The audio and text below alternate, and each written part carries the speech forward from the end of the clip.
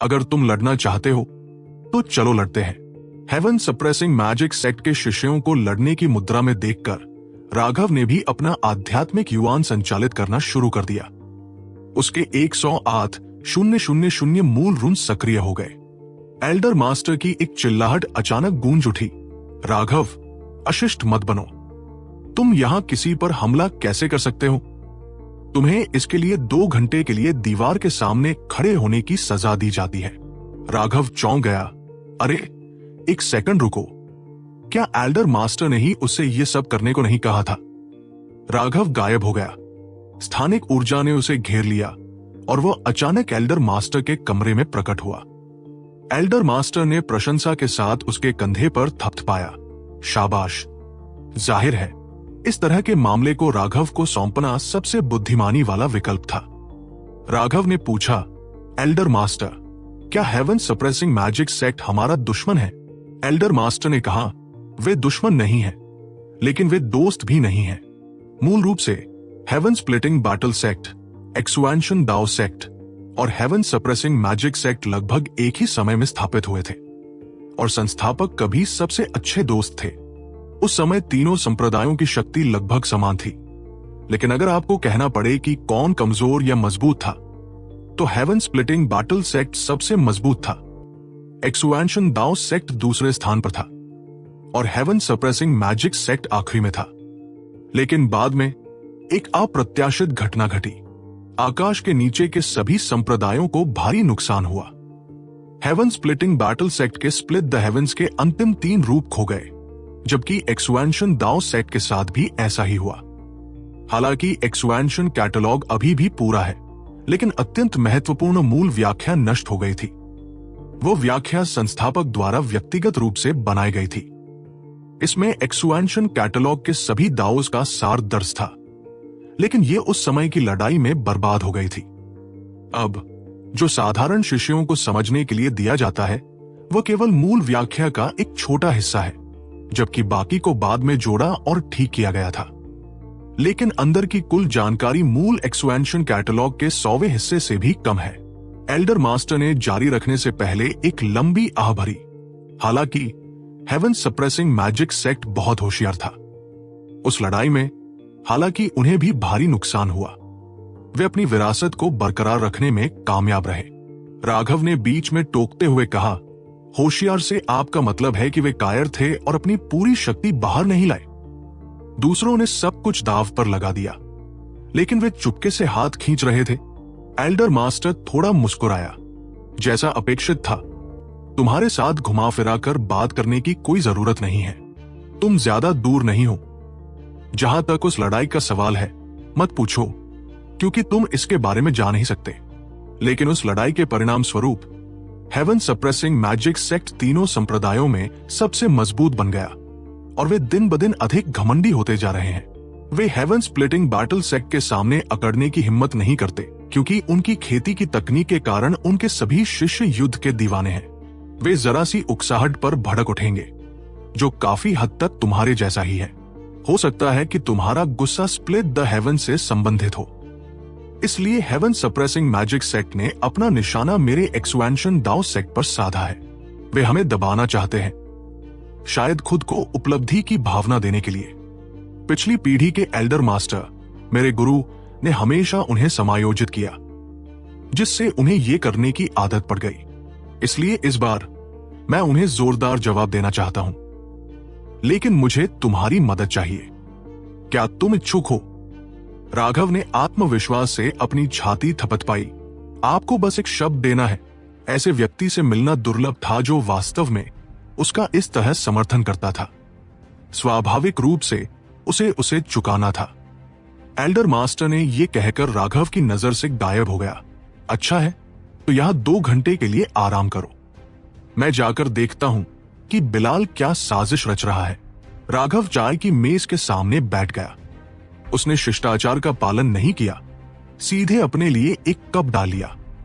कुछ जलपान देखकर उसने यादृच्छिक रूप से कुछ खाया। अचानक उसके सामने की दीवार चमक उठी, जिससे एक दृश्य सामने आया। एल्डर मास्टर इस समय महल में मध्यम आयु के व्यक्ति को देख रहा था। एल्डर मास्टर मुस्कुराया और कहा, मुझे बहुत खेद है, मैं एकांत में था और बाहर जाने से पहले सफाई करनी पड़ी। कृपया मुझे क्षमा करें। बैठिए। Magic master heaven suppressing magic sect के नेता का दूसरा नाम था, लेकिन वास्तव में हेवन सप्रेसिंग मैजिक सेक्ट के 2 मैजिक मास्टर्स थे और यह वाला केवल उप संप्रदाय नेता था। जहां तक एल्डर मास्टर का सवाल है, वह एक्सुएंशन दाओ सेक्ट का सच्चा नेता था। तर्क के अनुसार उनके बीच हैसियत में एक निश्चित अंतर था, लेकिन ऐसा लग रहा था कि बिलाल को ऐसा महसूस नहीं हुआ। बिलाल ने बैठते हुए कहा, एल्डर मास्टर हमेशा की तरह सभ्य और विनम्र है, लेकिन लगता है कि आपके शिष्य मुश्किल से ठीक ठाक हैं। मैं इस बारे में बात नहीं करूंगा कि वे कितने अशिष्ट और घिनौने हैं। एल्डर मास्टर मुस्कुराया, बच्चों का अज्ञानी होना सामान्य है। आखिरकार वे अभी भी बहुत छोटे हैं। अगर वो कुछ सदियों तक जीने के बाद बिल्कुल भी उन्नत नहीं होता तो मैं खुद उसे पीट पीट कर मार डालता। इतनी उम्र तक जीने के बाद अगर वो अभी भी शिष्टाचार को नहीं समझता तो क्या उसके सारे साल एक कुत्ते के जीवन पर बर्बाद नहीं हो गए होते? आप क्या सोचते हैं बिलाल? बिलाल का भाव फड़क उठा। एल्डर मास्टर स्पष्ट रूप से उसे कुछ नहीं के लिए जीने के लिए कोस रहा था। एक बच्चे के साथ झगड़ा करने का क्या मतलब था? लेकिन एल्डर मास्टर ने यह सीधे नहीं कहा था, इसलिए बिलाल केवल ऐसा दिखावा कर सकता था कि वो उसका अर्थ नहीं समझा। उसने विषय बदलते हुए कहा, ब्रदर, ये मेरे हेवन सप्रेसिंग मैजिक सेक्ट की नई पीढ़ी के शिष्य हैं। आप उनके बारे में क्या सोचते हैं? एल्डर मास्टर ने अपनी निगाह इन शिष्यों पर घुमाई। उसकी निगाह उनमें से एक पर ठहर गई जिसने अपने चेहरे को ढकते हुए एक शंक्वाकार टोपी पहन रखी थी। ये कीमती मेहमान वास्तव में अद्भुत है। यहाँ वास्तव में 4 रैंक 6 सेलेस्टियल्स हैं और यहाँ तक कि एक सहज रैंक 7 सेलेस्टियल भी है। एक ही समय में 2 तत्वों पृथ्वी और धातु को नियंत्रित करने में सक्षम होना कितना अद्भुत है। उसे आह भरनी पड़ी। बिलाल 50 शिष्यों को लाया था और वे सभी कम से कम रैंक 5 सेलेस्टियल्स थे। हालांकि उनमें से केवल आधे ही सहज रैंक 5 सेलेस्टियल्स थे। वो काफी चौंकाने वाला था। एक्सुएंशन दाओ सेक्ट की तुलना में अंतर बहुत बड़ा था।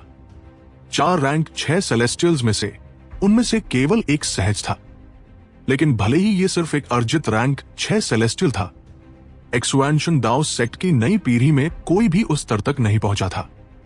एक रैंक 5 सेलेस्टियल के लिए एक रैंक 6 सेलेस्टियल बनने के लिए उन्नत होने के लिए केवल एक्सुएंशन टावर के हेवनली दाओ के आशीर्वाद की आवश्यकता नहीं थी। एक मौका होने के लिए हेवनली दाओस की पर्याप्त समझ की भी आवश्यकता थी। नए शिष्यों में से किसी ने भी अभी तक उस आवश्यकता को पूरा नहीं किया था। अगर वे जबरदस्ती करते तो आशीर्वाद के विफल होने की संभावना बहुत अधिक थी और एक विफलता किसी भी शिष्य के लिए एक भारी झटका होती। इसलिए एक्सुएंशन दाओ सेक्ट ने कोशिश नहीं की। सबसे चौंकाने वाली बात रैंक 7 सेलेस्टियल थी। उसकी धातु और पृथ्वी ऊर्जा एक राक्षसी बिंदु तक घनीभूत थी। वह निश्चित रूप से एक अत्यंत भयानक प्रतिभा था। ये जानते हुए भी कि बिलाल केवल जानबूझकर उसे चौंधियाने की कोशिश कर रहा था, उसे स्वीकार करना पड़ा कि बिलाल सफल रहा था।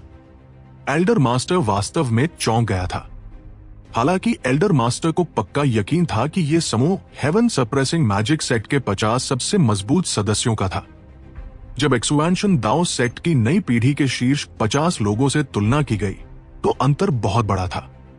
बिलाल ने जिज्ञासा से पूछा, मुझे आश्चर्य है, इस बार आपके द्वारा भर्ती किए गए शिष्य कैसे हैं? अभी मैंने कोई भी उल्लेखनीय शिष्य नहीं देखा। ये एक बुरा सवाल था जिसका उसे लगा कि एल्डर मास्टर के पास कोई जवाब नहीं होगा। लेकिन एल्डर मास्टर मुस्कुराया, वास्तव में आपको मेरे एक्सुएंशन दाओ सेक्ट की नई पीढ़ी में सबसे उल्लेखनीय शिष्य यहां आते समय मिला था। बिलाल ने भौहें सिकोड़ी, ओह, मुझे कोई भी प्रस्तुत करने योग्य व्यक्ति याद नहीं है। एल्डर मास्टर ने कहा, मुझे यकीन है कि उस पर आपका काफी असर पड़ा होगा।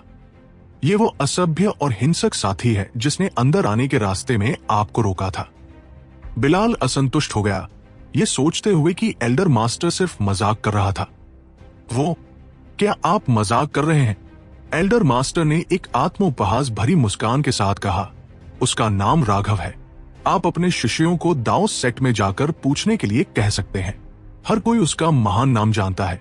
शायद एक्सुएंशन दाओ सेक्ट में ऐसे लोग होंगे जो उसे नहीं जानते होंगे, लेकिन ऐसा कोई नहीं था जो राघव को नहीं जानता हो। यह निश्चित रूप से सबसे प्रसिद्ध शिष्य के लिए एक्सुएंशन दाओ सेक्ट में एक रिकॉर्ड था।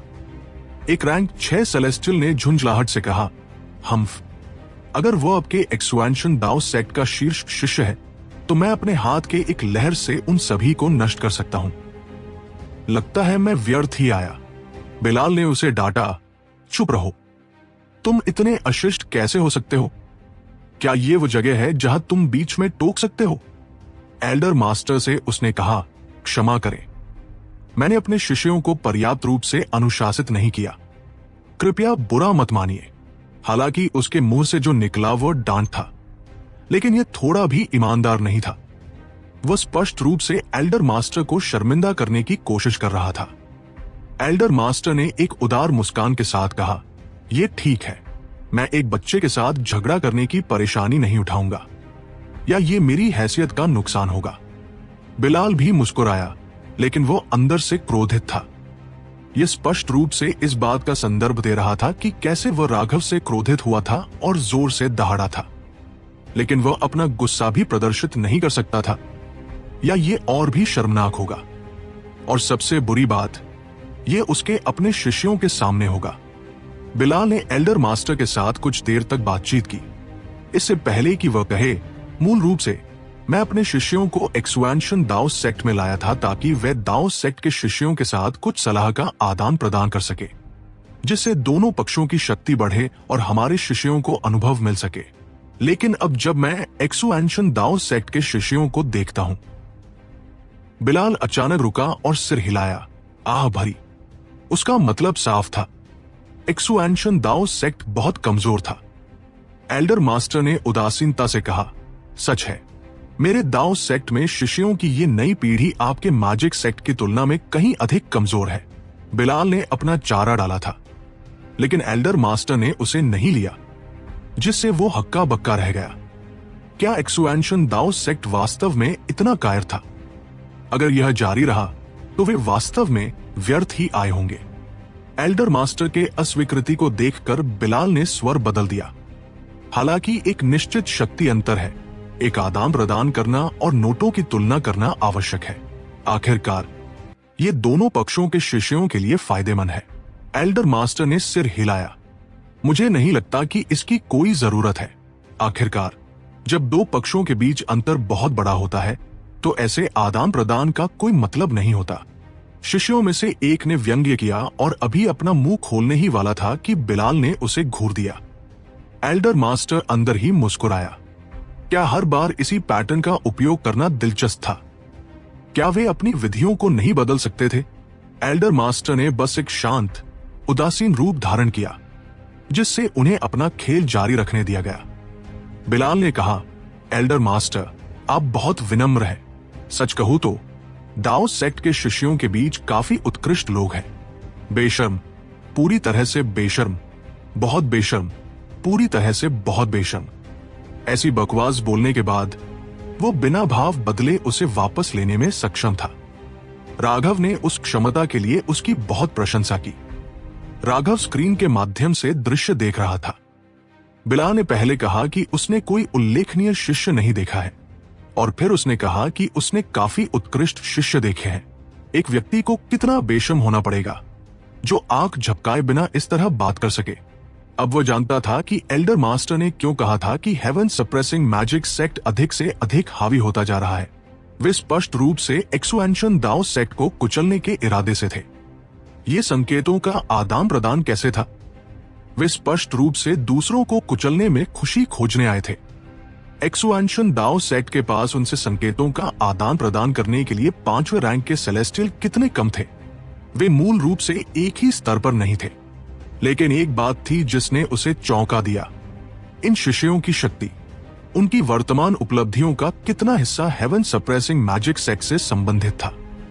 क्या ऐसा हो सकता है कि यह सचमुच वैसा ही था जैसा एल्डर मास्टर ने कहा था, और ये कि हेवन सप्रेसिंग मैजिक सेक्ट अपनी पूरी विरासत को बनाए रखने में कामयाब रहा था? क्या उससे इतना बड़ा अंतर आया? सेलेस्टियल को जन्मजात और अर्जित प्रकारों में विभाजित किया गया था, लेकिन तथाकथित जन्मजात प्रकार जरूरी नहीं कि उस स्तर पर पैदा हुए हों। उदाहरण के लिए एक जन्मजात रैंक 6 सेलेस्टियल रैंक 6 सेलेस्टियल के रूप में पैदा नहीं हुआ था। इसके बजाय इसका मतलब था कि उनके पास स्वाभाविक रूप से 6 प्रकार के कोर हेवनली दाव रुने थे, लेकिन इन रुने को एक एक करके सक्रिय करना पड़ा। जितने वे जागृत करते थे वे उसी रैंक के होते थे। अर्जित सेलेस्टियल के लिए उन्होंने आधार के रूप में अपने मूल रुने के शीर्ष पर एक नया हेवनली दाव रुने बनाया।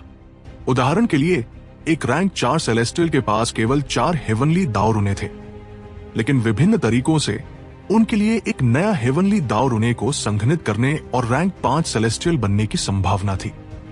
लेकिन तब वे एक अर्जित रैंक 5 सेलेस्टियल होंगे और उनके और एक जन्मजात रैंक 5 सेलेस्टियल के बीच एक निश्चित अंतर था। सच कहूं तो एक्सुएंशन दाओ सेक्ट के नए शिष्यों में केवल एक व्यक्ति था जो एक जन्मजात रैंक 6 सेलेस्टियल बन सकता था, और वह शांभवी थी। हालांकि उसने केवल 5 रुने को जागृत किया था और उसके पास वर्तमान में अपने छठे हेवनली दाव रुने को जागृत करने की शक्ति नहीं थी। लेकिन हेवन सप्रेसिंग मैजिक सेक्ट के पास 4 रैंक 6 सेलेस्टियल और एक भयानक रैंक 7 सेलेस्टियल था। शेष सभी रैंक 5 थे। आधे जन्मजात रैंक 5 थे। ये संकेतों का आदान प्रदान नहीं था, यह पूरी तरह से एक क्रूर पिटाई थी। राघव ने सोचा, एक्सुएंशन दाओ सेक्ट और हेवन सप्रेसिंग मैजिक सेक्ट के बीच क्या सचमुच इतना बड़ा अंतर है? महल में एल्डर मास्टर अभी भी बिलाल के साथ बातचीत कर रहा था। हर बार जब संकेतों का आदान प्रदान का विषय आता था तो एल्डर मास्टर चतुराई से उससे बच निकलता था, जिससे बिलाल गुस्से में आ जाता था, लेकिन वह भी असहाय था। एल्डर मास्टर, मैं अपने शिष्यों को एक्सुएंशन दाओ सेक्ट लाने के लिए 3 दिनों तक जल्दबाजी में आया।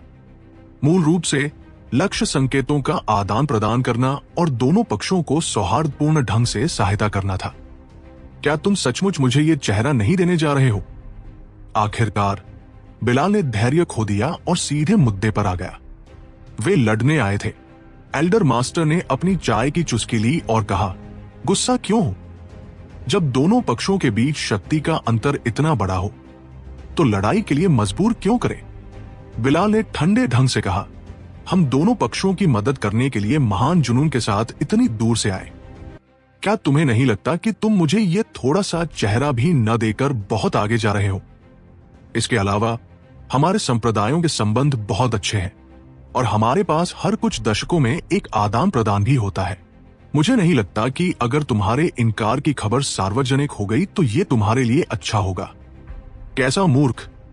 राघव खुद को बिलाल को हास्यास्पद खोजने से नहीं रोक सका। उसकी योजना बनाने की क्षमता पूरी तरह से कचरा थी। उसमें थोड़ी सी भी सूक्ष्मता या चतुराई नहीं थी। वो बस एक मूर्ख था जिसने अपना लक्ष्य हासिल नहीं किया था।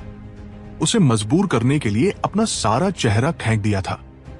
वो एक्सुएंशन दाओ सेक्ट को धमकाने के ऐसे स्पष्ट इरादे के साथ यहां आया था, लेकिन जब उन्होंने धमकाने से इनकार कर दिया तो भी ऐसे धार्मिक हाव भाव रखे। राघव ने कभी किसी को ऐसा नहीं देखा था। सबसे महत्वपूर्ण बात, हेवन सप्रेसिंग मैजिक सेक्ट का उन्हें धमकाने का लक्ष्य क्या था? क्या ये सिर्फ एक दिखावा करना था? ये तार्किक लगता है, लेकिन मेरे शिष्य स्पष्ट रूप से कमजोर है। अगर हम वही करते हैं जो हमने पहले किया था तो क्या मेरा दाओ संप्रदाय पिछली बार से भी अधिक नहीं खोएगा?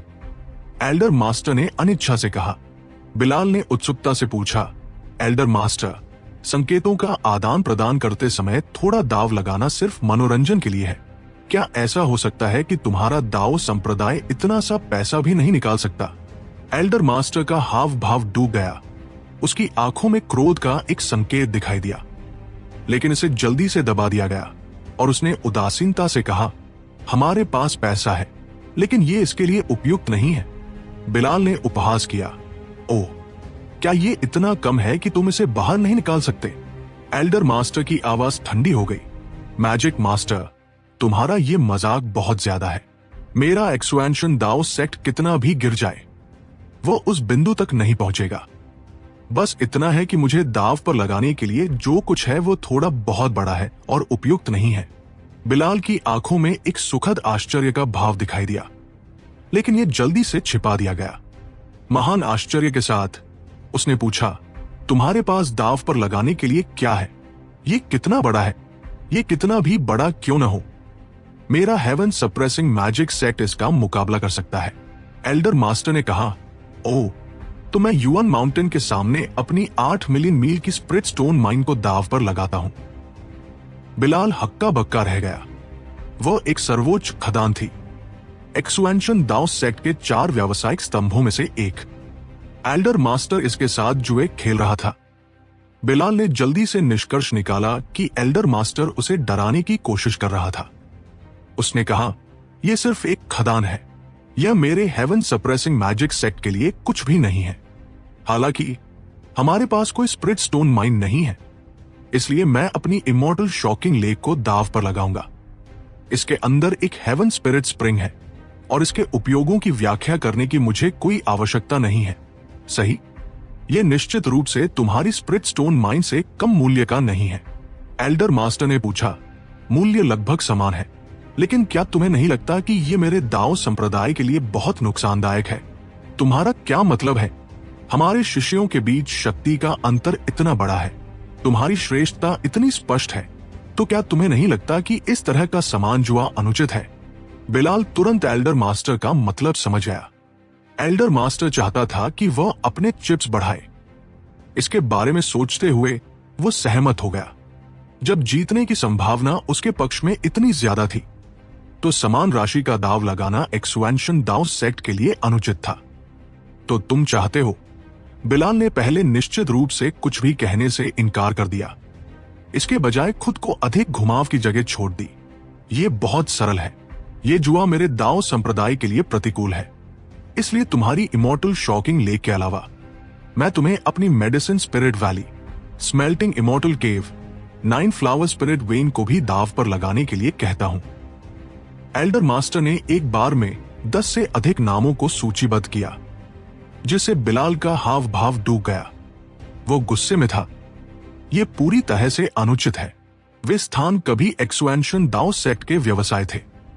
बाद में कई मैत्रीपूर्ण संकेतों के आदान प्रदान के माध्यम से वे हेवन सप्रेसिंग मैजिक सेट के व्यवसाय बन गए थे।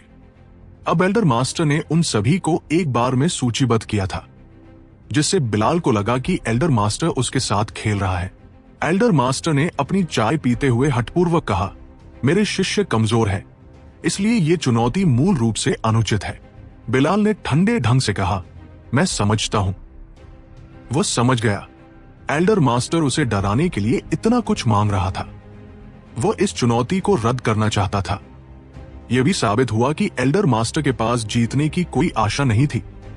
यही वजह थी कि वो इतने सारे जुए के चिप्स को सूचीबद्ध करेगा। अगर वे इस तरह जुए खेलते हैं, तो हेवन सप्रेसिंग मैजिक सेट दाव संप्रदाय जो दाव लगा रहा था, उसका कई गुना लगा रहा होगा। इससे बिलाल गुस्से में आ गया। वो जानता था कि एल्डर मास्टर बस दाव नहीं लगाना चाहता था, और ये बहाने से ज्यादा कुछ नहीं था। बिलाल ने कहा, चूंकि तुम्हें लगता है कि इसे निष्पक्ष बनाने का यही एकमात्र तरीका है, तो हम तुम्हारी शर्तों के अनुसार कार्य करेंगे। मेरा हेवन सप्रेसिंग मैजिक सेक्ट फल खोल रहा है, और हमें ऐसे छोटे मोटे व्यवसायों की परवाह नहीं है। यह सिर्फ उत्साह बढ़ाने के लिए है। अगर इससे तुम्हें खुशी मिलेगी, तो मेरा हेवन सप्रेसिंग मैजिक सेक्ट तुम्हारे साथ देगा। एल्डर मास्टर की आंखों में सदमे का एक संकेत दिखाई दिया, लेकिन यह जल्दी से गायब हो गया। मैजिक मास्टर, ध्यान से सोचो, यह कोई खेल नहीं है।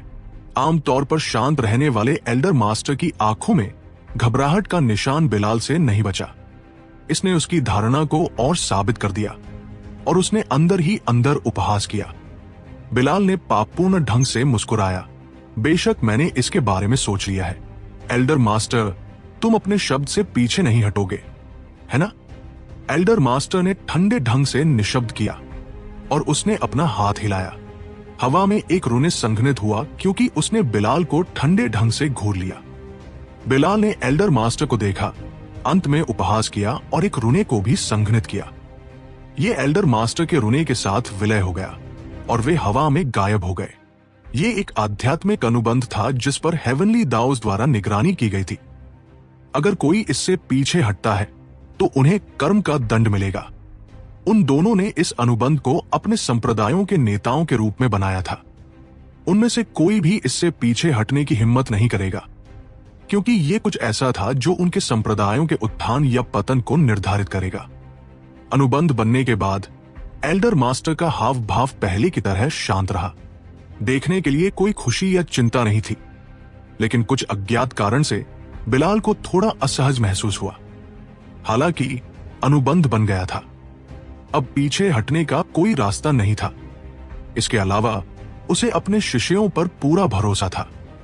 उसे आश्वासन दिया गया था कि वे जीतेंगे, और एक बार जब वे ऐसा करेंगे तो एक्सुआंशन दाओ सेक्ट को एक गंभीर झटका लगेगा।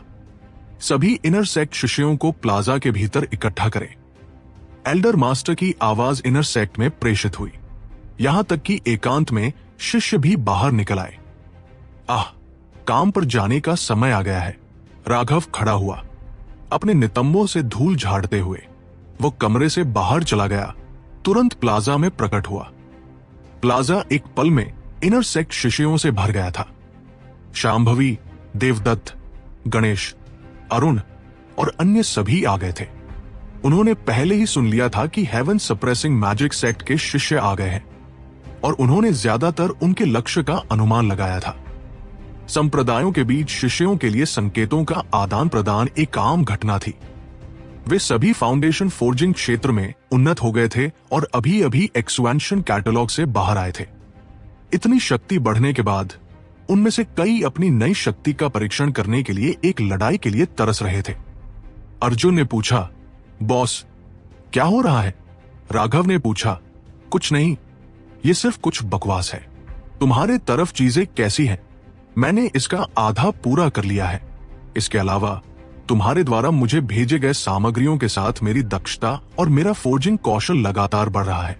हालांकि बहुत सारी विफलताएं हैं। एथेरियल क्राफ्टिंग सीक्रेट रिकॉर्ड की मेरी समझ में काफी वृद्धि हुई है। जब अर्जुन ने अपने फोर्जिंग कौशल का उल्लेख किया तो वो अविश्वसनीय रूप से उत्साहित हो गया। राघव चौंक गया। अर्जुन इस दौरान 13,000 सेटों के आधे कवच को पूरा करने के लिए बहुत मेहनती रहा था। क्या वो थोड़ा बहुत तेज नहीं था? आखिरकार वो किंग आइटम के लिए इस्तेमाल की जाने वाली सामग्री थी। हालांकि कवच के इन सेटों में किंग आइटम की शक्ति नहीं थी, लेकिन उनकी रक्षात्मक क्षमता निश्चित रूप से आश्चर्यजनक थी। इस समय सीमा और नेहा भी पास आए। वे बस राघव से पूछने ही वाली थी कि क्या हुआ था जब उन सभी को एक विशाल मार्शल एरिना के सामने परिवहन किया गया था। मार्शल एरिना के चारों ओर सैकड़ों हजारों सीटें थी। मार्शल स्टेज चमचमाती भव्यता के साथ चमक रहा था। उन्होंने पहले कभी यह मार्शल स्टेज नहीं देखा था। जैसे ही लोग इस बात से भ्रमित थे कि क्या हो रहा था, हेवन सप्रेसिंग मैजिक सेट के 50 शिष्य विपरीत दर्शक सीटों में प्रकट हुए। उन्होंने एक्सुएंशन दाओ सेट के शिष्यों को ठंडे ढंग से घूर लिया। उनमें से एक ने अपनी बाह बाहर निकाली। उसने अपना हाथ फैलाया और उसने एक मजाकिया हाव भाव के साथ अपने अंगूठे को कई बार नीचे की ओर डुबोया। उस इशारे ने ड्रैगन ब्लड लीजन को क्रोधित कर दिया और उन्होंने तुरंत एक जवाबी हमला शुरू कर दिया। एक्सुएंशन दाओ सेक्ट के शिष्य हेवन सप्रेसिंग मैजिक सेक्ट के शिष्य के अपमानजनक कार्यों से क्रोधित हो उठे। ये बहुत ही निरंकुश था, लेकिन केवल ड्रैगन ब्लड लीजन ने पलटवार किया। 26,000 से अधिक हाथ समान रूप से उसकी ओर उठे और प्रत्येक मुट्ठी पर एक बीच की उंगली ऊंची उठी हुई थी। उनके हाव भाव अत्यंत एकरूप थे। विपरीत हेवन सप्रेसिंग मैजिक सेक्ट के शिष्यों के चेहरे तुरंत भद्दे हो गए। उन्होंने नहीं सोचा था कि एक्सुएंशन दाओ सेक्ट के शिष्य इतने अशिष्ट होंगे और ऐसा अश्लील इशारा करेंगे। नेहा के पास बैठी सुरेश ने उसे बाकियों की नकल करते हुए देखकर झट से उसका हाथ नीचे खींच लिया। नेहा, मूर्ख लड़की, अपना हाथ नीचे करो, तुम एक महिला हो। नेहा को पता नहीं था कि इस इशारे का क्या मतलब है। उसने बस दूसरों को देखकर नकल की थी। अब जब सुरेश ने उसे रोका तो वो भ्रमित थी। अचानक सैकड़ों आकृतियां मंच की ओर उड़ गई। वे एक्सुएंशन दाओ सेक्ट के एल्डर्स थे। यहां तक कि हॉल मास्टर्स, पैलेस मास्टर्स और अन्य सभी भी आ गए थे। वे सभी मंच के एक सिरे निर्णायक खंड की ओर गए। फिर 2 और आकृतियां दिखाई दी। वे एल्डर मास्टर और बिलाल थे। जैसे ही वे दोनों प्रकट हुए, हर कोई बिल्कुल शांत हो गया। एल्डर मास्टर ने मार्शल मंच को देखा। नियम अभी भी वही है, 9 लड़ाइयां होंगी और जो पहले 5 जीत हासिल करेगा वो जीतेगा। मेहमानों के रूप में क्या आप कुछ बदलना चाहेंगे? बिलाल की निगाह एक्सुएंशन दाओ सेक्ट के शिष्यों पर पड़ी। वो थोड़ा मुस्कुराए। कुछ भी बदलने की जरूरत नहीं है, लेकिन मेरे शिष्य अभी अभी फाउंडेशन फोर्जिंग में आगे बढ़े हैं, इसलिए उनके हमले थोड़े भारी हो सकते हैं। अगर आपके कोई शिष्य घायल हो जाते हैं तो मुझे उम्मीद है कि इससे हमारे संप्रदायों के बीच की दोस्ती प्रभावित नहीं होगी। राघव ने उपहास किया। यह बूढ़ा वास्तव में शातिर था। अब वो अपने लिए बचने का रास्ता छोड़ रहा था, साथ ही अपने शब्दों से एल्डर मास्टर को फंसा भी रहा था। अब अगर हेवन सप्रेसिंग मैजिक सेक्ट के शिष्यों ने एक्सुएंशन दाओ सेक्ट के शिष्यों को घायल किया और अपमानित किया तो एल्डर मास्टर कुछ नहीं कह पाएंगे। अगर उन्होंने कोई गुस्सा व्यक्त किया तो इसके बजाय वह तुच्छ लगेंगे। राघव ने खुद से सोचा, दोनों संप्रदायों के बीच किस तरह की दुश्मनी मौजूद है? वे एक्सुएंशन दाओ सेक्ट को इस तरह क्यों मजबूर कर रहे हैं? शायद उनके बीच कोई रहस्य था जिससे वह अनजान थे। इसके अलावा दाओ संप्रदाय हेवन सप्रेसिंग मैजिक सेक्ट द्वारा फेंकी गई हर चीज को चुपचाप क्यों सह रहा था? क्या दाओ संप्रदाय जैसे एक विशाल संप्रदाय के लिए यह बहुत कष्टप्रद नहीं था कि कोई धमकाने वाला उनके दरवाजे पर आकर उन्हें परेशान करे? एल्डर मास्टर ने कहा, यह ठीक है, वे सभी गर्वित और अहंकारी युवा हैं। थोड़ा सहना कोई बुरी बात नहीं है। बच्चों को पूरी आजादी मिल सकती है। ऐसा लग रहा था कि बिलाल के शब्दों में छिपे जाल को उन्होंने सुना ही नहीं। बिलाल ने अपने शिष्यों की ओर रुख किया। क्या तुमने सुना? एल्डर मास्टर ने कहा है कि तुम्हें पूरी आजादी है। हम इतनी दूर से केवल मार्गदर्शन का आदान प्रदान करने आए हैं, एक दूसरे से सीखने के लिए, ताकि हम दोनों आगे बढ़ सके। अपनी शक्ति को मत छिपाओ या ढील मत दो। अपनी सच्ची शक्ति बाहर लाओ, समझे? हेवन सप्रेसिंग मैजिक सेक्ट के रैंक 5 सेलेस्टियल्स में से एक ने अनिच्छा से कहा, लेकिन अगर हम पूरी ताकत से हमला करते हैं तो हम आखिरी पल में पीछे नहीं हट पाएंगे। अगर वे घायल हो जाते हैं, अपंग हो जाते हैं या मर जाते हैं तो ये अच्छा नहीं होगा। उस रैंक 5 सेलेस्टियल ने जानबूझकर ये कहते हुए शांभवी, देवदत्त, अरुण और अन्य रैंक 5 सेलेस्टियल्स की ओर देखा। उसकी आंखों में केवल तिरस्कार था। यह शुद्ध उकसावा था, साथ ही एक अपमान भी। अरुण गुस्से में दहाड़ा। उसमें से हत्या की नीयत फूट पड़ी, मौत को दावत। ये लोग इतने कमजोर और दुर्बल लग रहे थे कि वह उन्हें एक ही मुट्ठी से मौत के घाट उतार सकता था। बिलाल को जवाब नहीं सूझा। इसके बजाय उन्होंने एल्डर मास्टर की ओर देखा। एल्डर मास्टर ने कहा, मार्शल मंच युद्ध के मैदान जैसा है। मुट्ठियों और पैरों की आंखें नहीं होती, इसलिए जीवन और मृत्यु स्वर्ग के हाथ में है। इस पर जो कुछ भी होता है उसके लिए कोई बुरी भावना नहीं होगी। इसके अलावा हारने वाले शिष्यों को मंच से बाहर ले जाने के लिए केवल यह कहना होगा कि वे हार मानते हैं। अगर तुम मरना नहीं चाहते हो तो तुम बस हार मान सकते हो। बिलाल हंसे, तब मैं निश्चिंत हूं, चाहे हताहत हो या न हो। मुझे उम्मीद है कि इससे हमारे संप्रदायों के बीच की दोस्ती प्रभावित नहीं होगी। एल्डर मास्टर ने घोषणा की, अच्छा तो शुरू करते हैं। खाली समारोह यहीं समाप्त होता है, लड़ाइयां शुरू हो। उनके इतना कहने की देर थी कि हेवन सप्रेसिंग मैजिक सेक्ट के शिष्यों में से एक मंच पर कूद गया। उसने चिल्लाकर कहा, हेवन सप्रेसिंग मैजिक सेक्ट का कुलदीप एक्सुएंशन दाओ सेक्ट के किसी भी विशेषज्ञ से मार्गदर्शन के लिए पूछता है। उसके शब्द इस तरह की चुनौती के अनुरूप थे, लेकिन उसकी आंखों में उकसावा बिल्कुल भी छिपा नहीं था। मैं तुमसे लड़ूंगा। एक संक्षिप्त चिल्लाहट गूंजी। अरुण पहले ही मार्शल मंच पर कूद चुका था। अरुण अब पहले हेवन स्टेज में आगे बढ़ चुके थे और वह एक सुनहरे वज्र की मूर्ति की तरह लग रहे थे। उनकी जंगली और दबंग आभा बहुत प्रभावशाली थी। एक्सुएंशन दाओ सेक्ट का अरुण आपकी सलाह लेने आया है। अरुण थोड़ा झुका, लेकिन उनकी आध्यात्मिक युवान पहले ही घूम रही थी जैसे वह अपनी युद्ध अवस्था में प्रवेश कर रहे हों। एल्डर हॉल मास्टर ने सिर हिलाया और अपना हाथ लहराया। मंच के कोनों में 4 खंभे जल उठे, जिससे एक विशाल अवरोध बन गया। अगर तुम्हें लगता है कि तुम जीत नहीं सकते तो तुम हार मान सकते हो। व्यर्थ में अपनी जान मत गंवाओ। लड़ाई अब शुरू होती है। मर। अरुण एक चीते की तरह विरोधी शिष्य की ओर दौड़े। उनसे रन फूट पड़े। वे सभी चकाचौंध रोशनी से चमक रहे थे। उनका ब्लड ऊर्जा भी खूटा क्योंकि उन्होंने एक मुक्का मारा। एक्सुएंशन दाओ सेक्ट के शिष्य प्रशंसा के साथ सिर हिलाए बिना नहीं रह सके। वो वास्तव में एक स्वर्गीय प्रतिभा होने के योग्य थे।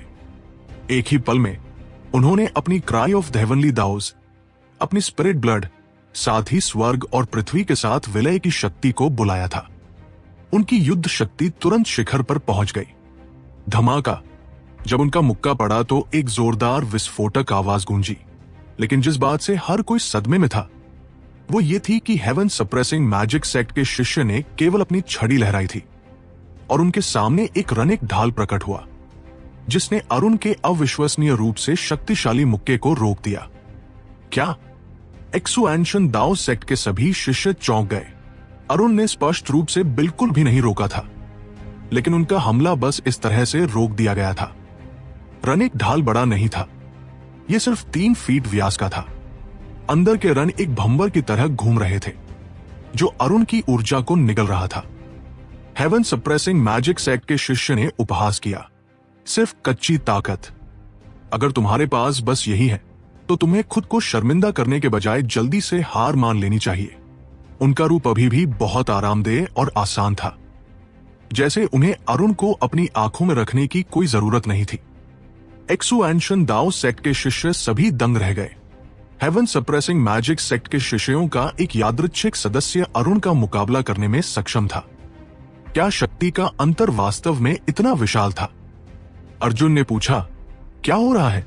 उसने कोई हस्त मुद्रा भी नहीं बनाई, लेकिन वो एक जादुई कला को उजागर करने में कामयाब रहा। ये कैसे संभव है? राघव ने अनुमान लगाया। इसका उसकी छड़ी से लेना देना है, या अधिक सटीक रूप से उसकी छड़ी में क्रिस्टल से। उसकी आध्यात्मिक युवान क्रिस्टल के भीतर की ऊर्जा को सक्रिय करती है ताकि तुरंत जादुई कलाओं को उजागर किया जा सके। उनकी दृष्टि अविश्वसनीय रूप से तेज थी। राघव पहले बहुत उत्सुक थे कि ये हेवन सप्रेसिंग मैजिक सेक्ट के शिष्य अपनी छड़ियों को क्यों नहीं छोड़ना चाहते थे। अब उन्हें पता चला कि ये छड़ियां थी जहां उनकी सारी खेती का आधार संघनित था। उनकी छड़ियों के बिना वे अपंग हो जाते। हरामखोर। मर। अरुण चौंक गए, लेकिन वह दहाड़े और उनके माथे पर नसें खुल गई। ऐसा लग रहा था जैसे सांप उनकी बाह पर रेंग रहे हों। उनके मुक्के की शक्ति एक ज्वालामुखी की तरह फूट पड़ी। रनिक ढाल तुरंत फट गया और अरुण का दूसरा मुक्का बेरहमी से नीचे जा गिरा। हेगेमोन हॉल के शिष्य जयकार करने लगे, लेकिन अचानक उन्हें एहसास हुआ कि हेवन सप्रेसिंग मैजिक सेक्ट का शिष्य गायब हो गया था। अरुण का मुक्का हवा में लगा और अपनी ही शक्ति के कारण वो लड़खड़ाते हुए आगे बढ़ गए। अरुण ने सिर उठाया तो देखा कि उनका प्रतिद्वंद्वी हवा में उड़ गया था। उनकी पीठ पर कोई पंख नहीं थे, वो बस हवा में खड़े थे, उन्हें नीचे देख रहे थे। तुम बहुत कमजोर हो, इसे यहीं समाप्त होने दो। तिरस्कार के स्पर्श के साथ उन्होंने अपनी छड़ी लहराई। रनों से भरा आकाश प्रकट हुआ। गिरती हुई, सूखती हुई हवा, मेरे सामने संघनित हो जाओ, मेरी आज्ञा मानो। जैसे ही उन्होंने अपनी छड़ी लहराई और अधिक रन प्रकट हुए और असीम वायु ऊर्जा संघनित हुई, हवा में गड़गड़ाहट हुई। नेहा ने आश्चर्य से चिल्लाया, कितनी शुद्ध वायु ऊर्जा! एक साथी वायु विशेषता विशेषज्ञ के रूप में वो इस तरह की ऊर्जा के प्रति सबसे अधिक संवेदनशील थी। राघव ने खुद से बुदबुदाया, जादुई कलाओं का उपयोग करने का ये तरीका जिज्ञासु है। छड़ी में क्रिस्टल की रनिक ऊर्जा का उपयोग करते हुए उसने केवल अपनी आध्यात्मिक युवान को एक मार्गदर्शक के रूप में इस्तेमाल किया। स्वर्ग और पृथ्वी की ऊर्जा के साथ विलय करने और क्रिस्टल में रनों को सक्रिय करने के लिए अपनी आध्यात्मिक शक्ति का उपयोग करना, ये एक अद्भुत तरीका है। उन्होंने पहले कभी ऐसी चीज नहीं देखी थी। Wind explosion maelstrom. Heaven suppressing magic sect के शिष्य ने जप करना जारी रखा जब तक कि उनकी आवाज दुनिया के सभी पवन सार को बुलाती हुई प्रतीत नहीं हुई। वो सब एक विशाल भंवर में संघनित हो गया जो अरुण पर जा गिरा। अरुण भयभीत थे। उन्होंने खुद को बंद पाया जैसे ही उनके प्रतिद्वंदी ने जप किया। एक भयंकर दहाड़ के साथ रन ने उनकी मुट्ठियों को ढक लिया और उन्होंने एक मुक्का मारा। धमाका। अरुण की विशाल मुट्ठी संपर्क में आते ही तुरंत उड़ गई और वह तूफान से निगल लिए गए। तेज ब्लेडों के मांस को भेदने की आवाज गूंजी, जिससे हर किसी का सिर सुन्न हो गया। अचानक अरुण की भयंकर दहाड़ गूंजी। ये अज्ञात था कि उन्होंने किस तकनीक का इस्तेमाल किया था, लेकिन भंवर फट गया। अरुण के माथे पर एक रन जल उठा था। उन्होंने स्पष्ट रूप से अपने मूल रन को सक्रिय करने के लिए अपने अंतिम ट्रम्प कार्ड का इस्तेमाल किया था, लेकिन अब वो खून और अनगिनत चोटों से ढके हुए थे। ध्यान रखना, अचानक किसी ने चिल्लाया। अफसोस की बात है कि मार्शल मंच का अवरोध बाहर की दुनिया के शोर को रोक रहा था। अरुण इसे सुन नहीं पाए। जैसे ही अरुण ने तूफान भंवर को तोड़ा, एक बर्फीला तीर चुपचाप उनकी पीठ में घुस गया। जिस क्षण इसने उन्हें छेदा, अरुण बर्फ की एक परत से ढक गए। उसी समय प्रकाश की एक किरण उनके सिर पर जा लगी। बाहर खड़े शिष्यों ने यह स्पष्ट रूप से देखा। यह स्पष्ट रूप से कोई मुकाबला नहीं, बल्कि एक हिंसक हत्या थी। अरुण बर्फ में जम गया था, हिलने में असमर्थ। एक बार जब वह रोशनी की किरण उसके सिर में घुस जाती, तो उसकी आत्मा निश्चित रूप से नष्ट हो जाती। मैं हार मानता हूं। अरुण भयभीत था और अपनी अंतिम शेष शक्ति का उपयोग करते हुए उसने एकमात्र ऐसी चीज चिल्ला दी जो उसकी जान बचा सकती थी। रोशनी की किरण अरुण के सिर से गुजरी, जिसने सभी को स्तब्ध कर दिया। हालांकि यह सिर्फ एक परछाई थी। अरुण को पहले ही वहां से हटा दिया गया था। वह मारे जाने से बस थोड़ा सा ही बचा था। क्या बकवास है।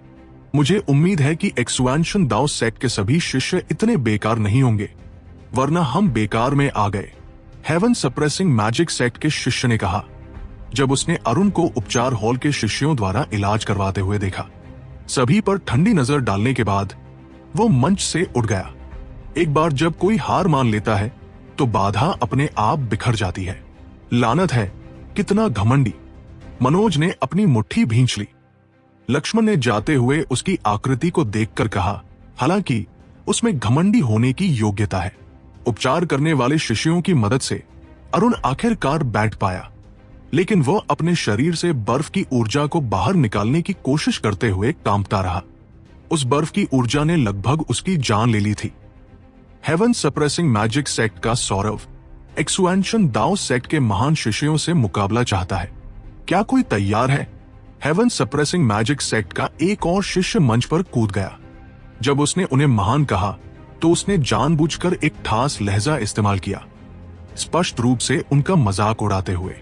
सभी को जिस बात ने आश्चर्यचकित किया वो ये थी कि एक आकृति तुरंत उससे मिलने के लिए उठ गई। एक्सुएंशन दाओ सेक्ट का देवदत्त तुम्हारी सलाह लेने आया है। किसी ने उम्मीद नहीं की थी कि उन्हें चुनौती देने वाला दूसरा व्यक्ति देवदत्त होगा। इसने ड्रैगन ब्लड लीजन के सदस्यों को हक्का बक्का कर दिया। हेवन सप्रेसिंग मैजिक सेक्ट के शिष्य इतने भयानक थे। इससे पहले कि कोई उनका मुकाबला करने का तरीका समझ पाता, लड़ने से पहले कुछ और लड़ाइयां देखना सबसे समझदारी थी। पहले कुछ लड़ने वालों को सबसे ज्यादा नुकसान उठाना पड़ता। क्या इस बच्चे ने गलत दवा ले ली है? क्या ये हमारी मदद कर रहा है? अर्जुन हैरान था। राघव ने सिर हिलाया और दूर खड़े रवि को देखा। नहीं, इसने गलत दवा नहीं ली है और नहीं ये हमारी मदद कर रहा है। ये जानबूझकर हमें नुकसान पहुंचा रहा है। सबसे अधिक संभावना है कि देवदत्त सिर्फ उसकी वजह से बाहर गया होगा। Ghost wolf transformation. जबकि हर कोई देवदत्त के इरादों पर हैरान था, लड़ाई शुरू हो गई। देवदत्त ने तुरंत कार्रवाई की, काले फर से ढक गया और भेड़िए जैसा बन गया। वो अपने प्रतिद्वंद्वी पर टूट पड़ा। उसका प्रतिद्वंद्वी इससे चौंक गया। उसे उम्मीद नहीं थी कि वह एक दुर्लभ जानवर साधक होगा। अपने गोस्ट वुल्फ अवस्था में देवदत्त की गति भयानक थी। हेवन सप्रेसिंग मैजिक सेक्ट के शिष्य द्वारा बुलाया गया ढाल तुरंत टूट गया और देवदत्त का पंजा लगभग उसके शरीर में घुस गया। उसने जल्दबाजी में अपनी छड़ी लहराई और पीछे हट गया। हेवन सप्रेसिंग मैजिक सेक्ट के शिष्यों के लिए करीब से लड़ना उनकी कमजोरी थी। हालांकि देवदत्त बहुत तेज था। वह एक प्रेत की तरह था। जिसने अपने प्रतिद्वंदी को दूरी बनाने का कोई मौका नहीं दिया। उसने मैजिक सेक्ट के शिष्य को कई बार खतरनाक स्थिति में डाल दिया। इसने एक्सुएंशन दाओ सेक्ट के शिष्यों से जोरदार जयकार बटोरी। चाहे कुछ भी हो, देवदत्त एक्सुएंशन दाओ सेक्ट का हिस्सा था और उन्हें एकजुट होकर अपने दुश्मनों का सामना करना चाहिए। हट जाओ। हेवन सप्रेसिंग मैजिक सेक्ट के शिष्य के माथे पर एक रून दिखाई दिया और उसकी छड़ी से एक लहर फैली जिसने देवदत्त को हवा में उड़ा दिया। उसने आखिरकार अपना मूल रून सक्रिय कर दिया था, जिसका मतलब था कि वह आखिरकार अपनी असली युद्ध अवस्था में था। वह जब करने लगा और अपनी छड़ी लहराने लगा, तभी अचानक देवदत्त ने कहा, अब लड़ने की जरूरत नहीं है। जब तुम पूरी तरह से नुकसान में थे तब भी मैं तुम्हें हरा नहीं पाया। मैं हार मानता हूं। देवदत्त मंच से गायब हो गया। उसके प्रतिद्वंदी का चेहरा थोड़ा भद्दा हो गया क्योंकि उसने अपनी हिलती हुई छड़ी को रोक दिया। अभी उसे दयनीय रूप से भागने के लिए मजबूर किया गया था, जिससे उसकी बदनामी हुई। अब जैसे ही वो पलटवार की तैयारी कर रहा था, उसके प्रतिद्वंदी ने हार मान ली। उसे लगभग खून की उल्टी हो गई थी। बेकार कचरा, तुम्हारे अंदर थोड़ी सी भी हिम्मत नहीं है। तुम्हें बस खुद को मार लेना चाहिए। शिष्य ने ठंडे लहजे में मंच से छलांग लगा दी। 2 बार पीटे जाने के बाद भी एल्डर मास्टर का चेहरा अभी भी उदासीन था। उसके चेहरे पर थोड़ी सी भी भावना नहीं थी। इससे बिलाल अपने अनुमान के बारे में और भी निश्चित हो गया। जैसा कि अपेक्षित था, एल्डर मास्टर सिर्फ उसे डराने की कोशिश कर रहा था ताकि वो अपनी दौलत के साथ साथ अपनी इज्जत की भी रक्षा कर सके। अफसोस की बात है कि बिलाल उसके झांसे में नहीं आया था। एल्डर मास्टर के वर्तमान चेहरे को देखकर ऐसा लगा जैसे उसने पहले ही अपनी हार स्वीकार कर ली थी। यहां तक कि जब बिलाल ने कुछ और अपमानजनक बातें जोड़ी, जब उसके शिष्यों ने अपनी बातों से अति कर दी, तो एल्डर मास्टर ने कोई प्रतिक्रिया नहीं दी। ऐसा लगा जैसे उसने उसे सुना ही नहीं। मनोज ने गुस्से में कहा, बॉस, वे जानबूझकर हमें गुस्सा दिलाने की कोशिश कर रहे हैं। राघव ने पूछा, अगर तुम्हें पता है कि यह जानबूझकर किया गया है तो तुम गुस्सा क्यों हो रहे हो? मनोज ने अपनी मुट्ठियां भींच ली, क्योंकि वे बहुत नफरती हैं। मैं खुद को नियंत्रित नहीं कर सकता। राघव ने कहा, अगर तुम लड़ना चाहते हो तो जाओ, मैं तुम्हें नहीं रोक रहा। यहां तक कि यह बड़ा बच्चा भी योजनाओं के साथ खेलना शुरू कर रहा था। मनोज खुश हो गया और वो मंच पर कूदने ही वाला था कि उसे किसी और ने रोक दिया। ये वाला मुझे छोड़ दो। आश्चर्यजनक रूप से ये शांभवी थी। उसने मनोज को रोक दिया था और अब राघव की ओर देखा। राघव मुस्कुराया, अगर शांभवी बहन जाना चाहती है तो हम स्वाभाविक रूप से जयकार करेंगे। सच कहूं तो वो जानता था कि शांभवी प्रतिस्पर्धी और युद्ध प्रिय थी। अरुण और देवदत्त की लगातार हार ने उसे उकसाया था और वह अपनी ताकत साबित करना चाहती थी, या शायद ये कहा जा सकता है कि वह ये साबित करना चाहती थी कि एक महिला की ताकत किसी पुरुष से कम नहीं है। यहां तक कि गणेश भी लड़ना चाहता था, लेकिन शांभवी ने उससे पहले बाजी मार ली। शांभवी ने सिर हिलाया और युद्ध मंच पर उठ गई। तो मैं औपचारिक नहीं बनूंगी। धन्यवाद के तौर पर मैं तुम्हें किसी दिन शराब पिलाऊंगी। नेहा ने बड़बड़ाया, तुमने एक और महिला को कब जीत लिया? राघव के चेहरे को डूबता देख वो हंस पड़ी, मैं बस तुम्हें चिढ़ा रही थी। इतने गंभीर मत बनो। सीमा ने नेहा की ओर देखा, ऐसा मत करो। अगर तुम काटना नहीं चाहते तो कुत्ते को मत उकसाओ। लेकिन जैसे ही उसने बात पूरी की, उसे लगा जैसे उसने गलत बोल दिया है। राघव ने अपनी आंखें घुमाई, सीमा, तुमने भी कुछ बुरी आदतें सीख ली हैं। क्या वो अप्रत्यक्ष रूप से उसे कोस रही थी? ठीक उसी क्षण युद्ध मंच से एक जोरदार धमाका हुआ। उन दोनों ने पहले ही मुकाबला कर लिया था। शांभवी फूलों की पंखुड़ियों के समुद्र से घिरी हुई थी और वे उसके प्रतिद्वंदी पर जोरदार तरीके से उमड़ पड़े।